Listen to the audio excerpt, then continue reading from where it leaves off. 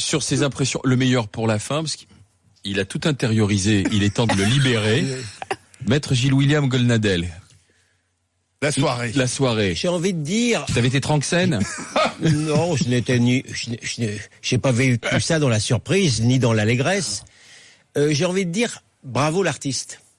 Parce que c'est une victoire artistique, c'est une victoire des artistes, c'est une victoire médiatique, c'est une victoire des médias, c'est une victoire du virtuel sur le réel, à l'image d'ailleurs de ce scénario. Vous avez vu ces images scénarisées qui sont réellement dans le virtuel. Donc, c'était des vrais gens qui étaient quand même au Louvre. Vous me permettrez de vous dire, des hologrammes. Vous me permettrez de vous dire que c'était des vrais gens sans grande allégresse. Il y a eu, c'est une victoire. En vérité, sa principale qualité à ce garçon, c'est d'avoir été d'une certaine manière un candidat par défaut.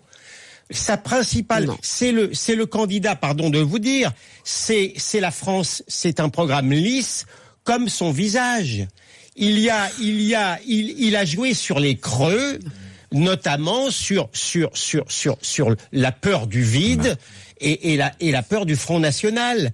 Je ne vois pas. Pas d'accord. Joël n'est pas d'accord avec ce que tu dis. Elle va réagir là sur ça. Mais non. Pourquoi tu dis non? Mais c'est pas un candidat du creux, du lisse. C'est un candidat. Effectivement, bravo l'artiste. C'est vrai. Il y a une stratégie qui a été bien rodée, mais c'est quelqu'un aussi qui a senti que la France avait besoin de renouvellement. Et il a senti bien avant les deux grands partis qui pourtant sont au pouvoir et qui prennent la température du monde et de la France depuis 40 années et qui n'ont pas senti ça.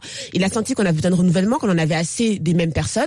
Il a senti aussi qu'il y avait encore une envie en France, malgré tout ce qu'on peut dire, malgré la désillusion, on est désabusé, malgré une partie de la population qui est désabusée, il y a encore une envie. Joël, et il l'a senti. Donc c'est pas le vide de ça. Ça n'invalide pas du tout ce que je te dis. Quand je dis bravo l'artiste, je reconnais l'audace, je reconnais d'ailleurs une certaine intelligence du discours qui n'était pas dans le triomphalisme, mais encore une fois dans l'attentisme. Mais je te dis simplement qu'il n'y aura pas d'état de grâce parce que la crise financière ne fera pas grâce. Parce que la crise financière ne fera pas grâce, parce que l'islam radical ne fera pas grâce, parce que l'invasion